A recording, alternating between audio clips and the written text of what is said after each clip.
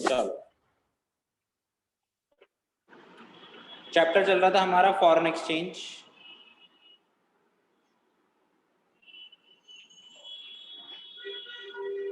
इसके अंदर मैंने आपको लास्ट क्लास में डिस्कस किया था आपसे what do you mean by foreign exchange. तो what do you mean by foreign exchange? Currency of all country, all country other than domestic country currency, other than domestic country currency। ठीक है। अच्छा, इस Sunday ना मैं आपका test नहीं रख रहा, इस संडे में आप लोगों की क्लास रख रहा हूँ, और इस संडे जो आपकी क्लास रख रहा हूँ वो रख रहा हूँ मैं आपकी जीएसटी और मेक इन इंडिया प्रोग्राम के ऊपर, है ना। और वो क्लास ऑफलाइन ही रहेगी, ऑनलाइन नहीं रहेगी, तो सभी को ऑफलाइन ही आना पड़ेगा, एक्सेप्ट उन बच्चों को बाद में रिकॉर्डिंग मिल जाएगी, जैसे कि अंशिका सिंह, माहिर, और किसी को नहीं, और रिकॉर्डिंग किसी को नहीं मिलेगी, सिर्फ इन्हीं दोनों को रिकॉर्डिंग मिल पाएगी, बाकी सभी को इस बार क्लास में ऑफलाइन ही आना है। हाँ, डीमोनेटाइजेशन भी, मतलब बेसिकली तो इस बार मैं आप लोगों के टॉपिक पे क्लास रखूंगा संडे को। ठीक है जी, चलिए। तो हम लोगों ने सबसे पहले पढ़ा था what do you mean by foreign exchange. तो currency of all country other than domestic country currency. Foreign exchange rate का मतलब क्या था? तो it refers to a rate,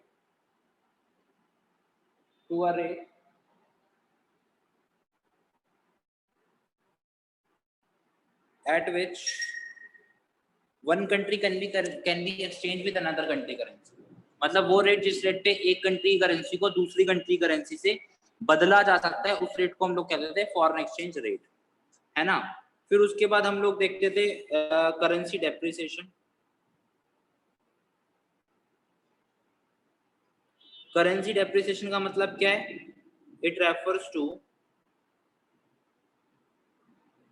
fall in value of domestic currency in terms of foreign currency, है ना। कि जब हमारी, मैंने आपको बताया था लेट से $1 50 से 55 का हो गया, तो इसका मतलब क्या है? रुपए का डेप्रिसिएशन हो गया, डॉलर का एप्रिसिएशन हो गया, है ना। तो मैंने आपको बताया था करेंसी डेप्रिसिएशन या एप्रिसिएशन ऑफ फॉरेन करेंसी और increase in foreign exchange rate, ये बातें एक ही हैं, ठीक है ना। ये बात मैंने आपको बताई थी, है ना। तो it refers to fall in value of domestic currency in terms of foreign currency. ठीक है, $1 कितने हो गए? 50 से 55 का हो गया। रुपए का डेप्रिसिएशन, डॉलर का एप्रिसिएशन। तो जब ऐसा होता है तो क्या होता है, समझना बातों को। मैंने आपको बताया था जब भी ऐसा होता है तो क्या होगा, तो आप देखोगे $1 50 से 55 का होगा तो एक्सपोर्ट हमारा बढ़ जाएगा। क्यों? क्योंकि हमारा सामान बाहर वालों के लिए सस्ता हो गया है। भाई पहले जब बाहर वाले $1 देते थे तो ₹50 वाला सामान लेके जाते थे, अब $1 देंगे तो 55 वाला सामान लेके जाएंगे, तो हमारा सामान उनके लिए क्या हो गया है? सस्ता हो गया है। सस्ता हो गया तो एक्सपोर्ट बढ़ जाएगा, और इंपोर्ट क्या हो जाएगा? कम हो जाएगा, है ना। एक्सपोर्ट बढ़ जाएगा, इंपोर्ट कम हो जाएगा। क्यों? क्योंकि पहले हम $1 का इंपोर्ट करते थे तो ₹50 देते थे, अब $1 का इंपोर्ट करेंगे तो 55 रुपीज देंगे, है ना। तो हमारे लिए उनका सामान महंगा हो गया, फॉरेन गुड कॉस्टलियर हो जाता है डोमेस्टिक कंट्री में, डोमेस्टिक गुड चीपर हो जाता है फॉरेन कंट्री में, ठीक है। तो इससे नेट एक्सपोर्ट कम हो जाता है। सही बोल रहा हूँ ना? नालायक को नेट एक्सपोर्ट बढ़ जाता है, और उससे जीडीपी एमपी क्या होती है? फिर बढ़ जाती है ना। और नेशनल इनकम भी इंक्रीज हो जाती है, ठीक है ना। तो ये सारी कहानी थी करेंसी डेप्रिसिएशन की। बेटा इसमें किसी को भी कोई डाउट था तो please ask, if there is any doubt do let me know. फिर हम लोगों ने देखा था currency appreciation. Currency appreciation, what is currency appreciation? So it refers to a rise in value of domestic currency,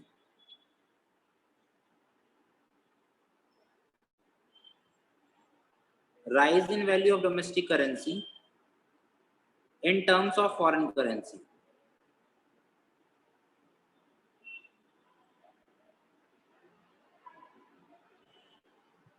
rise in value of domestic currency in terms of foreign currency, इसको हम लोग क्या बोलते हैं, करेंसी एप्रिसिएशन। क्या बोलते हैं जी, currency appreciation. कब होता है, जब $1 50 से 45 का हो गया, तो मैं क्या बोलूंगा, डॉलर डेप्रिसिएशन हो गया ये, और रुपए का एप्रिसिएशन हो गया है। Very good Sanya, very good. लड़की बता रही है पूरा पूरा एक साथ क्या इम्पैक्ट पड़ रहा है। नालायकों मैसेज करते रहा करो तुम लोग भी। तो ऐसा होगा तो क्या होगा, $1 50 से 45 का होगा, तो इसका मतलब क्या हो गया, तो इसका मतलब जो एक्सपोर्ट है वो क्या हो जाएगा, कम हो जाएगा। क्यों, पहले जब वो $1 देते थे 50 वाला सामान लेके जाते थे, आप $1 देंगे तो 45 वाला लेके जाएंगे, तो एक्सपोर्ट क्या हो जाए, तो हमारा सामान एक तरीके से महंगा हो गया ना उनके लिए। भाई अब जब $1 पहले 50 रुपीज का था, तो वो $1 देते थे 50 वाला सामान लेके जाते थे, अब उसी $1 में उनको 45 वाला सामान मिलेगा, तो उनके लिए तो घाटा हो गया, ये तो एक्सपोर्ट हो जाएगा, बढ़ जाएगा। तो पहले हम जब $1 का इंपोर्ट करते थे तो 50 रुपए जाते थे, अब करेंगे तो 45 रुपए देंगे, तो इंपोर्ट क्या होगा, बढ़ा देंगे, तो नेट एक्सपोर्ट क्या होगा, बढ़ जाएगा, कम हो जाएगा, जी कम होगी, नेशनल इनकम भी कम हो जाएगी। तो अगर आप ध्यान से देखो ना, तो जब $1 50 से 55 का हो रहा है तो नेशनल इनकम बढ़ रही है, और जब $1 50 से 45 का हो रहा है तो नेशनल इनकम बढ़ती है। तो इसका मतलब जब एक्सचेंज रेट बढ़ते हैं नेशनल इनकम भी बढ़ती है, एक्सचेंज रेट कम होते हैं नेशनल इनकम भी कम होती है। यानी फॉरेन एक्सचेंज के रेट में और नेशनल इनकम के बीच में डायरेक्ट रिलेशन है ना। कैसा रिलेशन है, डायरेक्ट रिलेशन है, ठीक है। यानी मैं ये बोल सकता हूँ जब करेंसी डेप्रिसिएशन होता है, या एप्रिसिएशन ऑफ फॉरेन करेंसी होता है, या एक्सचेंज रेट राइज करते हैं, तो इन तीनों केसों में इनकम क्या हो रही है, राइज हो रही है। और जब करेंसी एप्रिसिएशन हो रहा है या डेप्रिसिएशन हो रहा है, डोमेस्टिक करेंसी फॉरेन करेंसी का, या एक्सचेंज रेट कम हो रहे हैं, तो इस केस में हमारी जो नेशनल इनकम हो रही है वो फॉल हो रही है ना। तो ये मतलब मैं जहां जिस जिस तरीके से जैसे जैसे जो जो क्वेश्चन बन सकते हैं, जहां जहां इन डेप्थ तक जहां से पूछ सकते हैं, मैंने करेंसी डेप्रिसिएशन के एप्रिसिएशन के कॉन्सेप्ट को वहां तक लिंक कर दिया है। इसके बावजूद भी अगर आपका कोई डाउट,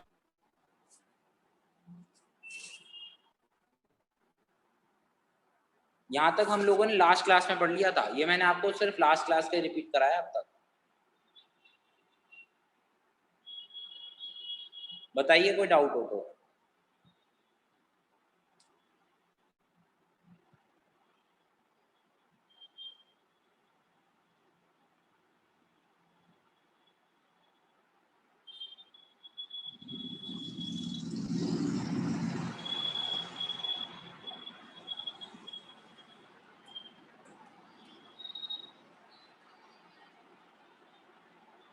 बताइए जी please.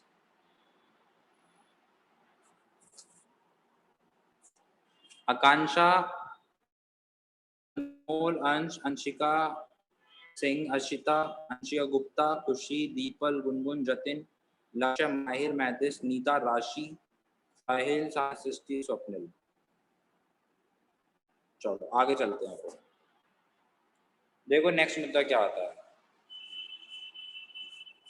Reason for demand of foreign exchange. What are the reason for demand of foreign exchange.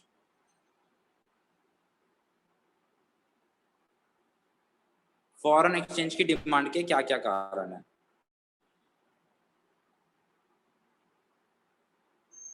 ना, देखते हैं कि फॉरेन एक्सचेंज की डिमांड के क्या क्या रीजन है। What are the reason for demand, ऐसे क्या कारण है जिनकी वजह से फॉरेन एक्सचेंज की डिमांड राइज होती है, ऐसे क्या रीजन है। ठीक है, तो फॉरेन एक्सचेंज की डिमांड जो राइज होती है उसके पीछे बेसिकली कौन कौन से रीजन है। देखो एक बात याद रखना, हमेशा फॉरेन एक्सचेंज की डिमांड तब राइज होगी जब पैसा है ना, पैसा इंडिया से बाहर जाना होगा। एक बात बताओ, सोच के देखो, आपने $5 का इंपोर्ट करा, लेट्स से इंपोर्ट करा, $5 का सामान आप खरीद के लाए, आपने यूएस से $5 का सामान खरीदा इंडिया में, तो आप मुझे बताओ यूएस को जब आप पेमेंट करोगे तो क्या रुपए में करोगे, सोच के बताओ। बिल्कुल नहीं। पेमेंट किस में जाएगी सर, पेमेंट डॉलर्स में जाएगी। पर क्या इंडिया के बंदों के पास डॉलर होंगे? क्या हमारे पास डॉलर रहते हैं, रुपए रहते हैं? सर रुपए रहते हैं। तो हमें क्या करना पड़ेगा? देखो, डिमांड का मतलब है हम अपनी गवर्नमेंट को से डॉलर ले रहे हैं। जब हम अपनी गवर्नमेंट से डॉलर लेंगे ना, लेंगे, तो उसे बोलेंगे डिमांड फॉर फॉरेन एक्सचेंज। देंगे देंगे तो इसे बोलेंगे सप्लाई ऑफ फॉरेन एक्सचेंज। कुछ बच्चे इसको गलत मतलब निकालते हैं, पूरे साल गलत पढ़ते हैं। डिमांड का मतलब ये नहीं होता कि हम बाहर से जो है सामान खरीद रहे हैं ना। डिमांड ऑफ फॉरेन एक्सचेंज का मतलब है हम अपनी गवर्नमेंट से फॉरेन करेंसी की डिमांड कर रहे हैं। सप्लाई ऑफ फॉरेन एक्सचेंज का मतलब है हम अपनी गवर्नमेंट को फॉरेन करेंसी की सप्लाई कर रहे हैं। Demand supply related with our government. तो डिमांड ऑफ फॉरेन एक्सचेंज होगी हम अपनी सरकार से डॉलर कब लेंगे, ज्यादा से ज्यादा डॉलर कब लेंगे। हम अपनी सरकार से डॉलर कब लेंगे? हम अपनी सरकार से डॉलर तब लेंगे जब हमें बाहर पेमेंट करनी होगी। ऐसी कौन कौन सी सिचुएशन है जहां जहां पे हमें बाहर पेमेंट करनी पड़ सकती है? तो उसका पहला सिचुएशन आती है import of goods and services. अगर आप गुड्स एंड सर्विसेज का इंपोर्ट करेंगे, इंपोर्ट, तो ऑब्वियस सी बात है आपको बाहर पेमेंट करनी पड़ेगी। बाहर पेमेंट करनी पड़ेगी तो आपके पास डॉलर होगा नहीं। आप डॉलर खरीदने के लिए सरकार के पास जाओगे, सरकार के पास जाओगे तो सरकार से डॉलर खरीदोगे। क्या कहोगे? सरकार सरकार हमें डॉलर दे दो, बाहर पेमेंट करनी है। और गवर्नमेंट आपको क्या करेगी? डॉलर दे देगी। तो डॉलर की डिमांड करी किस लिए? Import of goods and services के लिए। Purchase of asset in foreign country, purchase of asset in foreign country. जब आप फॉरेन कंट्री में कोई एसेट खरीदोगे, फॉरेन कंट्री में अगर आप कोई एसेट खरीदोगे तो भी आपको फॉरेन करेंसी की डिमांड राइज होगी, है ना? क्यों? जब एसेट खरीदोगे बाहर पेमेंट डॉलर में जाएगी, डॉलर आपके पास होंगे नहीं, गवर्नमेंट से खरीदोगे। या फिर इंपोर्ट ऑफ गुड्स, या फिर टूरिज्म। टूरिज्म कौन सा वाला टूरिज्म? जब इंडिया के लोग बाहर घूमने जाते हैं तो डॉलर लेके आने पड़ेंगे ना, डॉलर आपके पास होंगे नहीं, तो गवर्नमेंट से डिमांड करोगे, है ना? ठीक है जी। और क्या हो सकता है? Unilateral transfer. क्या हो सकता है? What are unilateral transfer? Unilateral transfer are one way transaction. One way transaction like gift, remittance, these all are one way transaction, जिनके बदले में कुछ नहीं होता। तो अगर इंडिया में कोई बंदा बाहर किसी को यूनिलेटरल ट्रांसफर कर रहा है तो फॉरेन करेंसी जाएगी। आप अगर इन सब में एक बात देखो तो एक बात कॉमन है, पैसा इंडिया से बाहर जा रहा है। हर किसी चीज में पैसा इंडिया से बाहर जा रहा है। यानी जब जब पैसा, फॉरेन करेंसी इंडिया से बाहर जानी होगी, हमेशा हमारी फॉरेन करेंसी की डिमांड क्रिएट होगी। यस प्लीज बताइए। जब जब पैसा इंडिया से बाहर जाएगा क्या क्रिएट होगा? हमेशा फॉरेन करेंसी की डिमांड क्रिएट होगी। और ये उसके रीजन है डिमांड क्रिएट होने के। स्पेकुलेशन से भी डिमांड क्रिएट हो सकती है। सट्टा लगाया, हार गए, पैसे देने पड़ेंगे। These all are the reason for demand of foreign exchange. Demand for foreign exchange का मतलब क्या है? Demand for foreign exchange का मतलब है कि हम लोग अपनी गवर्नमेंट से फॉरेन करेंसी खरीद रहे हैं। क्यों खरीद रहे हैं? इन सब की पेमेंट करने के लिए खरीद रहे हैं। पढ़िए फटाफट और बताइए कोई डाउट हो तो। लास्ट मौका ही, अंतिम मौका, इसके बाद ये चैप्टर नहीं होगा। होगा तो थोड़ा सा फास्ट होगा।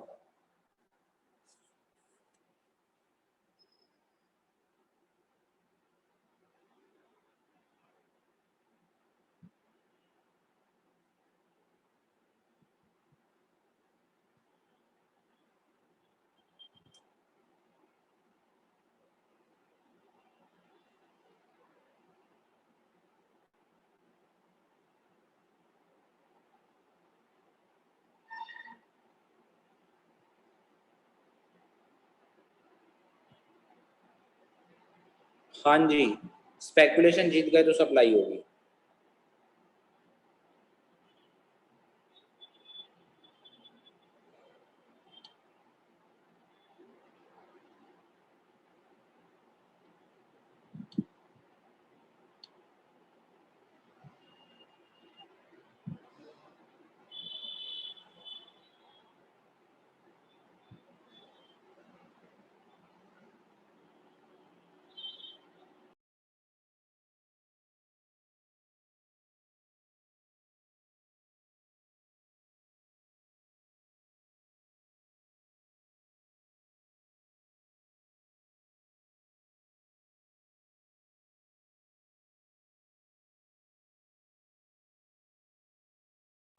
चलें जी आगे।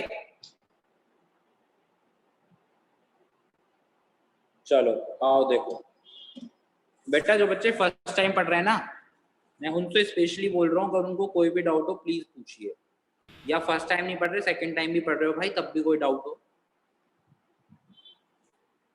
सक्षम आज तुम ऑनलाइन कैसे?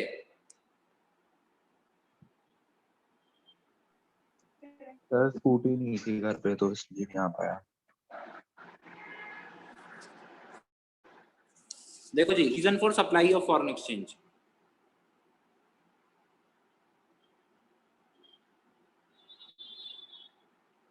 सप्लाई, हाँ जी सान्या बिल्कुल सही बोल रही हो। सप्लाई के क्या क्या कारण है? अब सप्लाई जब जब पैसा बाहर से इंडिया आएगा, मुझे एक बात बताओ, आपने बाहर सामान भेज दिया, $10 का सामान आपने बाहर भेज दिया यूएस में, तो यूएस से क्या आएंगे? डॉलर्स आएंगे। बट आप डॉलर का इंडिया में करोगे क्या, मुझे ये बताओ? इंडिया में तो नहीं चलते ना डॉलर। आप डॉलर लेके कहाँ जाओगे? गवर्नमेंट के पास, सरकार हमें रुपया दे दो और डॉलर ले लो। $1 ₹60 का है, तो $10 के बदले में सरकार तुम्हें 6,000 रुपये दे देगी और $10 ले लेगी। तो तुमने सरकार को डॉलर दिए या सरकार से डॉलर लिए? सरकार को डॉलर दिए। सरकार को डॉलर दिए तो क्या बोलेंगे इसको? सप्लाई। गलत मत समझना, जिस तरीके से समझा रहा हूं उसी तरीके से समझना। जब जब सरकार से पैसा लोगे फॉरेन करेंसी की डिमांड क्रिएट होगी, जब जब सरकार को फॉरेन करेंसी दोगे फॉरेन करेंसी की सप्लाई क्रिएट होगी। और सरकार से फॉरेन करेंसी लोगे कब? जब बाहर पेमेंट करनी होगी। सरकार को फॉरेन करेंसी दोगे कब? जब बाहर से फॉरेन करेंसी आएगी। तो इसके रीजन क्या क्या हो सकते हैं? Export of goods and services,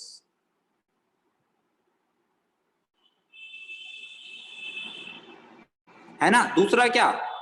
cell of asset in foreign country, है ना। तीसरा क्या?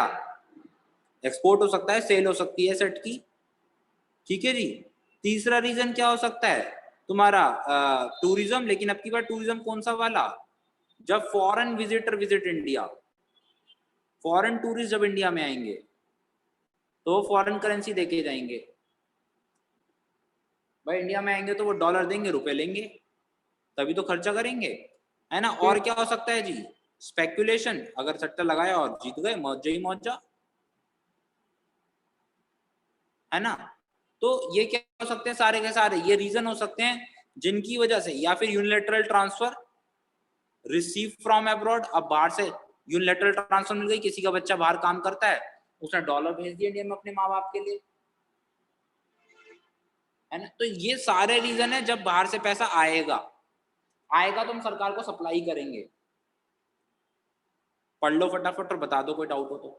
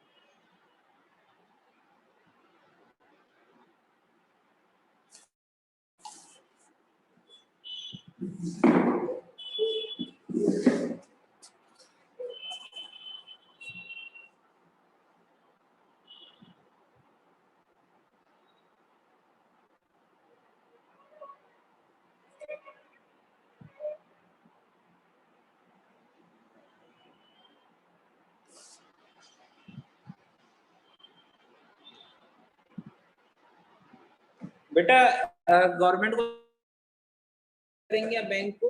एक्चुअली गवर्नमेंट ही होती है। बैंक को करोगे, बैंक देखो अल्टीमेटली आप किसी को भी कर लो, वैसे तो फॉरेन एक्सचेंज के ऑथराइज्ड डीलर्स होते हैं, है ना, जो कि मनी एक्सचेंजर बोलते हैं जिनको। तो वो भी कहाँ, वो सारा का सारा फॉरेन एक्सचेंज जाता आरबीआई के पास ही है, अल्टीमेटली वो आरबीआई के पास जाता है।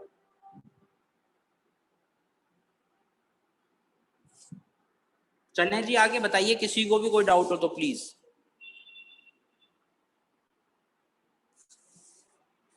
चलिए नेक्स्ट कॉन्सेप्ट आता है types of foreign exchange rate.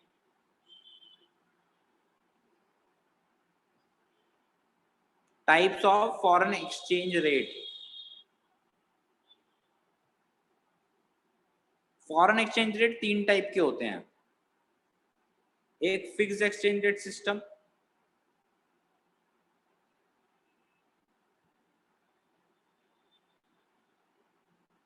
ठीक है, एक flexible exchange rate system,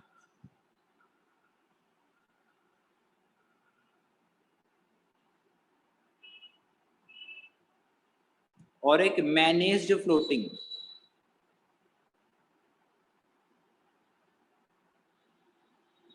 exchange rate system.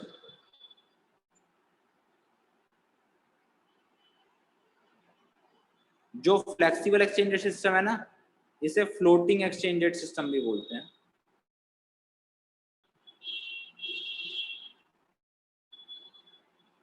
ठीक है, fixed exchange rate system, flexible exchange rate system, managed floating exchange rate system. आइए एक एक करके चर्चा करते हैं। पहले बात करते हैं फिक्स्ड एक्सचेंज रेट सिस्टम की।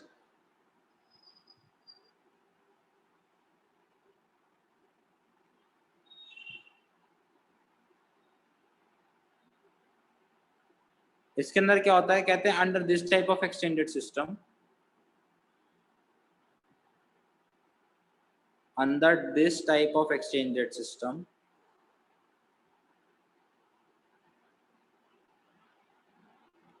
foreign exchange rate is fixed by the government। जो फॉरेन एक्सचेंज रेट होते हैं वो सरकार फिक्स करती है। मतलब अगर गवर्नमेंट ने बोल दिया ना $1.50 का, तो 50 का ही रहेगा। फिर गवर्नमेंट ने बोल दिया ना $1.60 का, तो 60 का ही रहेगा। फिर चाहे मार्केट में रेट कुछ भी चल रहा हो, कोई लेना देना नहीं मार्केट से, गवर्नमेंट ही प्राइस डिटरमाइन करती है और फिक्स्ड रहते हैं फिर वो, जब तक सरकार चेंज ना कर। तो इसलिए इसको क्या बोलते हैं, फिक्स्ड एक्सचेंज रेट सिस्टम। बोलो, कहानी समझ आ रही है नहीं आ रही? क्या बोलते हैं इसको, fixed exchange rate system. Fixed exchange rate system में no role of market, market का कोई रोल नहीं होता। मार्केट का कोई रोल नहीं होता। मार्केट मतलब डिमांड एंड सप्लाई। देखो आज की डेट में जो एक्सचेंज रेट डिटरमाइन होते हैं ना, वो डिमांड और सप्लाई की हेल्प से होते हैं। ये होती है फॉरेन एक्सचेंज की डिमांड, ये होता है फॉरेन एक्सचेंज की सप्लाई, और जहां ये दोनों इंटरसेक्ट करते हैं वहां रेट डिटरमाइन होते हैं, है ना। लेकिन सरकार में ये चलता ही नहीं है, इससे कोई लेना देना नहीं है, सिर्फ और सिर्फ मार्केट से लेना देना है। जो मार्केट कह देगी वही होगा। ठीक है, मार्केट ने सॉरी, जो गवर्नमेंट बोल देगी वही होगा। गवर्नमेंट ने बोल दिया $1.50 का, तो 50 का। गवर्नमेंट ने बोल दिया $1.60 का, तो 60 का, है ना। तो मार्केट का कोई रोल नहीं होता, डिमांड और सप्लाई का कोई रोल नहीं होता। मजे की बात यह है, यहाँ पे स्टेबिलिटी रहती है, क्योंकि जब मार्केट में रेट डिटरमाइन होते हैं ना, तो वहां पे तो डिमांड सप्लाई चेंज होने पे रेट भी चेंज होते रहते हैं, और डिमांड सप्लाई हर सेकंड चेंज होती है, तो वहां पे बड़ी फ्लक्चुएशंस रहती हैं, है ना। फ्लक्चुएशंस के टाइम पे किसी को प्रॉफिट किसी को लॉस ही चलता रहता है। लेकिन यहाँ पे क्या होता है, यहाँ पे स्टेबिलिटी रहती है।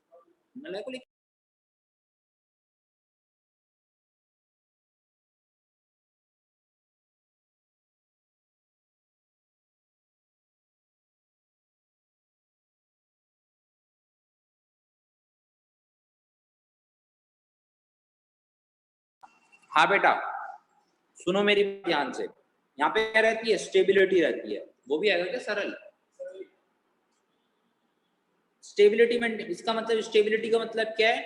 स्टेबिलिटी का मतलब ये है कि फ्लक्चुएशंस नहीं होती, रेट बहुत जल्दी जल्दी चेंज नहीं होते, है ना। इसलिए इसको इसको इसमें ये अच्छी बात होती है। और स्टेबिलिटी रहती है तो फॉरेन ट्रेड को बढ़ावा मिलता है, क्योंकि हर कोई बंदा वहां ट्रेड करना चाहता है जहां स्टेबिलिटी मेंटेन रहे, तो कंपैरेटिवली यहाँ पे फॉरेन ट्रेड ज्यादा होता है। लेकिन इस मेथड की एक दिक्कत है, क्या? इस मेथड में ना आपको बहुत बड़ा फॉरेन एक्सचेंज रिजर्व मेंटेन करके चलना पड़ता है। क्या मेंटेन करके चलना पड़ता है? बहुत बड़ा फॉरेन एक्सचेंज रिजर्व। क्यों? लेट्स से सरकार ने बोल दिया $1.50 का, ठीक है, सरकार ने तो बोल दिया $1.50 का। अब पता चला कि मार्केट में तो जो है $1.50 का नहीं है, मार्केट में सॉरी, हाँ मार्केट में $1.70 का चल रहा है। तो क्या सरकार 70 का खरीद के 50 का बेचे? भाई गवर्नमेंट ने तो बोल दिया $1.50 का, मतलब मार्केट में $1.50 का मिलेगा, बट मार्केट में $1.70 का चले, तो क्या सरकार 70 का खरीद के 50 का बेचे? नहीं, सरकार को यहाँ पे बहुत बड़ा रिजर्व मेंटेन करके चलना होता है, फॉरेन एक्सचेंज का रिजर्व। जब $1.50 45 का रहा होगा ना, 45 का, तभी गवर्नमेंट ने बहुत सारा फॉरेन एक्सचेंज खरीद लिया होगा और उसका एक रिजर्व बना के रख लिया। और अब मार्केट में भले ही $1.70 का हो जाए, सरकार तभी भी 50 का बेच सकती है, क्योंकि सरकार के पास जो खरीदा हुआ है वो 45 वाला खरीदा हुआ है। यानी जब $, तभी सरकार इतना ज्यादा खरीद के रिजर्व क्रिएट कर लेती है कि मार्केट में अगर प्राइस में फ्लक्चुएशन आ भी जाए तो भी सरकार पे कोई फर्क नहीं पड़ता, सरकार को लॉस नहीं होता। तो फिक्स एक्सचेंज रेट सिस्टम के अंदर सरकार को बहुत बड़ा रिजर्व मेंटेन करके चलना पड़ता है। क्या क्या बता दिया फिक्स एक्सचेंज रेट सिस्टम के अंदर कि भैया इस एक्सचेंज रेट सिस्टम के अंदर गवर्नमेंट डिटरमाइन करती है रेट, मार्केट का कोई रोल नहीं होता है ना, डिमांड सप्लाई का कोई रोल नहीं होता, स्टेबिलिटी मेंटेन रहती है, फॉरेन ट्रेड को बढ़ावा मिलता है, रिजर्व मेंटेन करके चलना पड़ता है, ठीक है ना। और क्या बता दिया जी हमने इसमें? हाँ जी, और कहानी क्या हुई रिजर्व मेंटेन करने के साथ साथ? और इसके अंदर ये याद रखना कि हर एक कंट्री को अपनी करेंसी की वैल्यू को पहले गोल्ड में डिफाइन करना पड़ता था, फिर गोल्ड को रिप्लेस कर दिया यूएस डॉलर ने, तो अब हर एक कंट्री को अपनी करेंसी की वैल्यू यूएस डॉलर में बतानी पड़ती है, जिसको हम पैगिंग बोलते हैं। क्या बोलते हैं? पैगिंग, है ना। इस सिस्टम की वजह से आईएमएफ को बर्थ मिला, इंटरनेशनल मॉनेटरी फंड, ठीक है ना। इसके अंदर भी दो सिस्टम होते हैं, एक gold standard system, gold standard क्योंकि वो जनरली एक्सेप्टेबल है। एक होता है SDR, special drawing rights, special drawing rights के लिए डॉलर ही जो है चलता है इंटरनेशनल मार्केट में, तो इसलिए डॉलर जो है वो जनरली एक्सेप्टेड है इस वजह से, है ना। गोल्ड स्टैंडर्ड सिस्टम और ब्रेटन वुड सिस्टम, इस जो ये जो सिस्टम है हमारा फिक्स एक्सचेंज रेट सिस्टम, इसके अंदर ये दो सिस्टम चले थे। गोल्ड स्टैंडर्ड सिस्टम के अंदर हर एक कंट्री अपनी करेंसी को डिफाइन करती है, किसमें? गोल्ड में। बाद में गोल्ड को रिप्लेस कर दिया यूएस डॉलर में, है ना। तो ये आपको याद रखना है, सिर्फ बात याद रखनी है कि दो सब सिस्टम इसके अंदर ही थे। पहले एक बार पढ़ लो फिक्स एक्सचेंज रेट सिस्टम, फिर आगे चलूंगा, बहुत इंपॉर्टेंट है, अच्छे से पढ़ना, खूब एमसीक्यू आते हैं यहाँ से।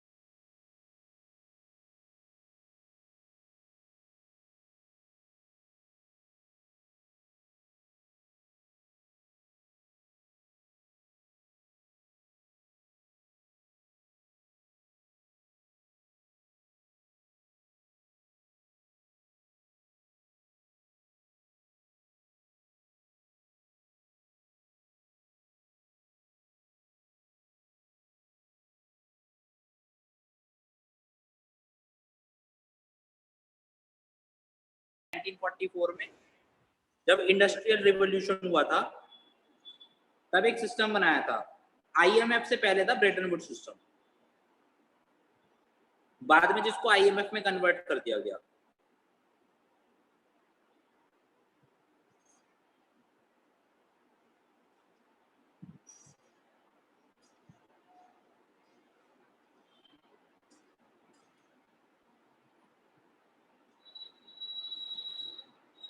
भैया ये सब सिस्टम्स के बारे में बता दो एक बार। मेरे बेटे सब सिस्टम, दो सब सिस्टम नाम याद रखने हैं, एक गोल्ड स्टैंडर्ड सिस्टम, एक Brayton would system. Gold standard system ऐसा सिस्टम होता था जिसके अंदर हर कंट्री को अपनी करेंसी की वैल्यू को गोल्ड में डिफाइन करना पड़ता था, है ना। जैसे कि यूएस बोल रहे हैं हमारा $1 2 ग्राम गोल्ड के बराबर है, और यूके बोलते हैं हमारा 1 पाउंड 4 ग्राम गोल्ड के बराबर है। तो मैं यहाँ से बता सकता हूँ ना, इसका मतलब 1 पाउंड $2 के बराबर हो गया। ये तो हो गया इस बात से, इसका मतलब 1 पाउंड $2 के बराबर हो गया। फिर ब्रेटन वुड सिस्टम गोल्ड को रिप्लेस कर दिया यूएस डॉलर ने, आईएमएफ को बर्थ मिला इस सिस्टम की वजह से, इंटरनेशनल मॉनेटरी फंड,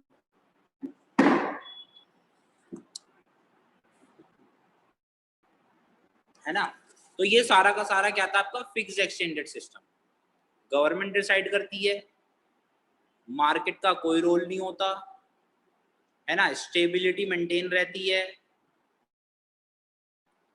फ्लक्चुएशंस नहीं होती हैं, फॉरेन ट्रेड को बढ़ावा मिलता है ना, रिजर्व मेंटेन करने की रिक्वायरमेंट होती है, ठीक है जी, पैगिंग हो गया, और 2 सब सिस्टम आ गए, ठीक है। तो रिजर्व मेंटेन करना, इसमें लिमिटेशन हो गई, फॉरेन ट्रेड को बढ़ावा मिलना मेरिट हो गई, स्टेबिलिटी मेंटेन रहती है मेरिट हो गई, मार्केट का रोल नहीं है डीमेरिट हो गई। तो यहीं से मेरिट डीमेरिट, अगर आपको कॉन्सेप्ट क्लियर है तो रटने की कोई जरूरत नहीं पड़ेगी फिर। Is it clear to all of you और नॉट?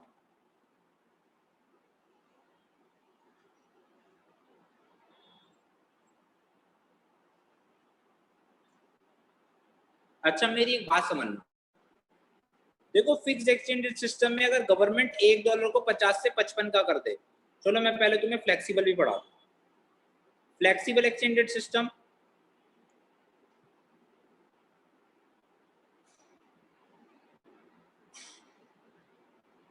या फिर floating exchange rate system,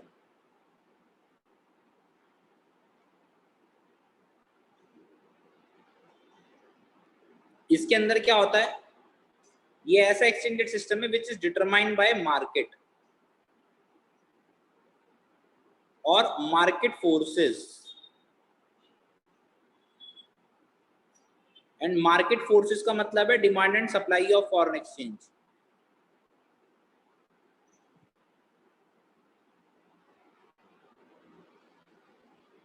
demand and supply of foreign exchange,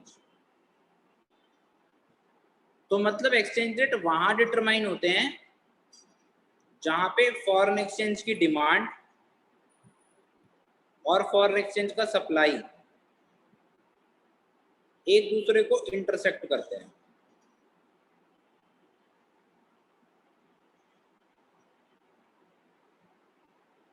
ये है फॉरेन एक्सचेंज का डिमांड कर्व,